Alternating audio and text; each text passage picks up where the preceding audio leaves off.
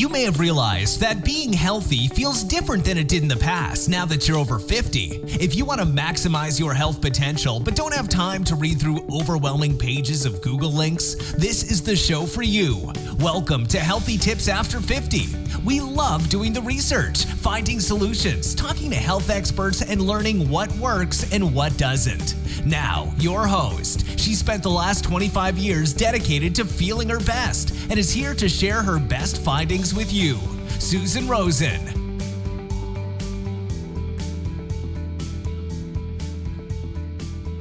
Hello, everyone. This is your host, Susan Rosen, and today I'm going to talk about how technology has improved the cardiac tests your doctor can order to help diagnose a possible heart problem or its progression. Interestingly, all of the tests on this list are totally non-invasive, so don't get squeamish when I go through the list. The first one I want to talk about is an electrocardiogram, also known as an ECG or EKG, and I'm sure you've heard about it because this one has been around for a long time. This test measures your heart's electrical activity by measuring how long an electrical wave takes to go from one part of your heart to the other. In essence, the heart's electrical activity. Electrodes are put on your chest and connected to the device, and then the device will measure how fast the heart is beating, as well as the timing and strength of its electrical signals. Electrocardiograms can help to diagnose abnormal heart rhythms and are used to monitor changes in heart rhythms, identify if a heart attack has occurred, and help predict if a heart attack is developing. If an EKG is inconclusive, your doctor may order a Holter, Holter, monitor, which then monitors your heart rhythm. See, all of these have to do with your heart rhythm. The small monitor is worn for a prolonged period of time after you've gone home and monitors you while you do your normal activities for 24 hours. At that point, you then bring it back in and they take a look at it. Kind of a similar one, at least it sounds similarly, is called an echocardiogram. An echocardiogram uses ultrasound to show the shape, size, position, and motion of, quote, cardiac structures, unquote. So what that means is that it can identify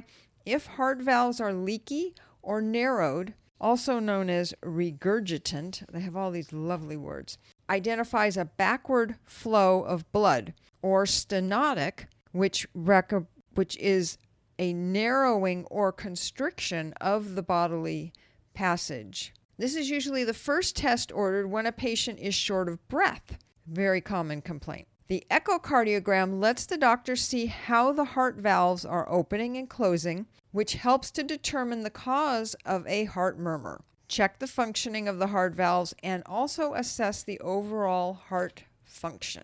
That one sounds like it's probably used quite often. Magnetic resonance imaging, or MRI, is a test that we're all very familiar with because it's used to look at everything from broken bones, bone density, organs, blood vessels, as well as the heart. An MRI uses a magnetic field and radio frequency waves to create detailed pictures of whatever it's pointed at. In this instance, they pointed at your heart and blood vessels, as well as areas of your brain where you may have had a stroke. It can assess your heart structure, look for scar tissue in the heart muscle, and the function of the heart valves. The exercise stress test measures how well your heart is working during physical exertion. They use an EKG, which we talked about earlier, while you're either walking on a treadmill or riding a bicycle, and they monitor your level of tiredness, your heart rate, breathing, blood pressure,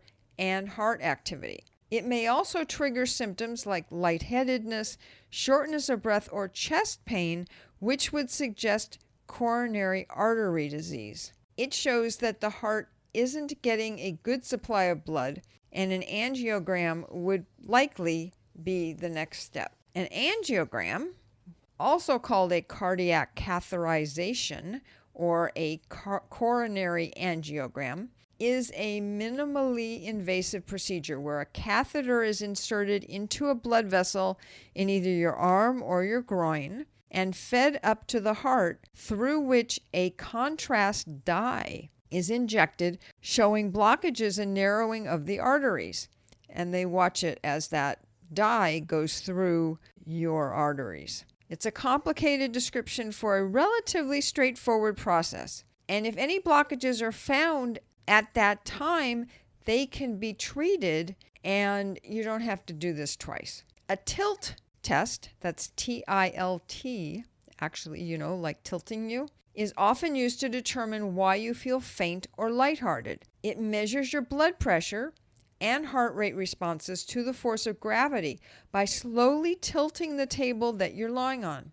A nurse tracks your blood pressure and pulse to watch how they change during the test. And the tilt test identifies any heart rhythm changes and monitors any dizziness or fainting spells. Well, that's good. I'm glad they're going to tip you upside down and then have somebody there when you faint. Just a side comment. Positron emission tomography or PET scan is usually ordered after heart disease has already been diagnosed. The PET scan is a functional imaging technique to visualize and measure changes in metabolic processes, as well as in other physiological activities, which include blood flow, regional chemical composition, and absorption. A trace amount of radioactive material, known as a radiotracer or radiopharmaceutical, is injected into the bloodstream, after which a special computer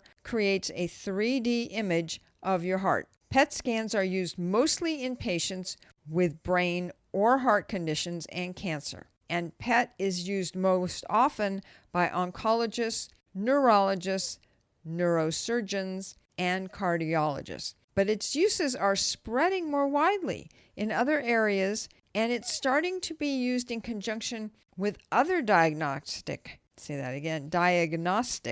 tests like CT scans and MRIs. PET scans are so innovative and powerful that I think maybe I will dedicate a whole show to them later on, maybe next year. Watch for that coming soon. So that's it for this list of heart-related tests, what they are and what they're used for. Obviously, didn't want to get into too much detail.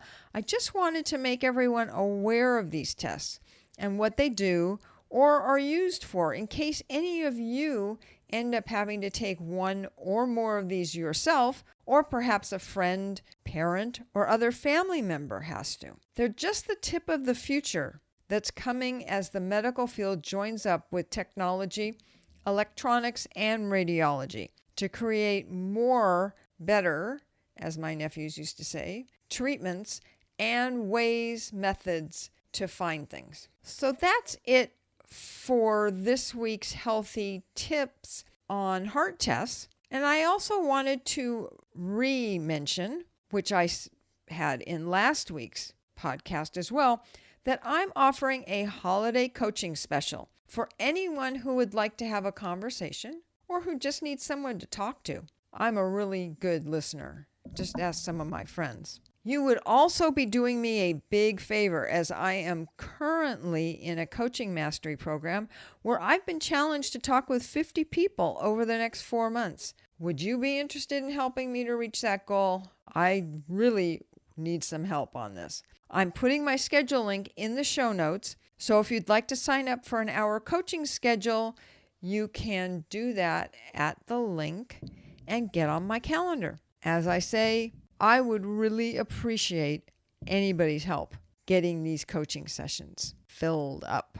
And remember, they don't cost you anything except maybe some time and maybe figuring out some things you've been thinking about. So go ahead and look in the show notes and click on the bit.ly link that is in there. And I look forward to meeting some of the people who listen to my podcast. That's it for today. I will finish up by saying that I am not a doctor.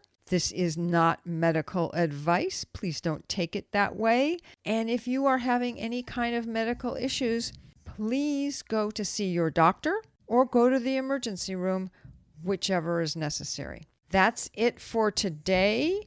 Next week, I will have another interview up, and then it will be the holidays. I may even, I'll have to think about whether I want to do a new podcast, or maybe I will just bring another podcast up from the archives to replay for you, all of you guys, all of you people. So that's it. If I don't talk to you, have a good holiday, good Christmas, can't say that, and New Year, no matter what religion or area of the world you're in. See you next time. This has been Healthy Tips After 50 with Susan Rosen. To stay on the cutting edge of the most effective health strategies, subscribe to this podcast and let us know what you thought of the show with a comment or like on iTunes. Visit healthytipsafter50.com for this episode's show notes, more resources, and free offers.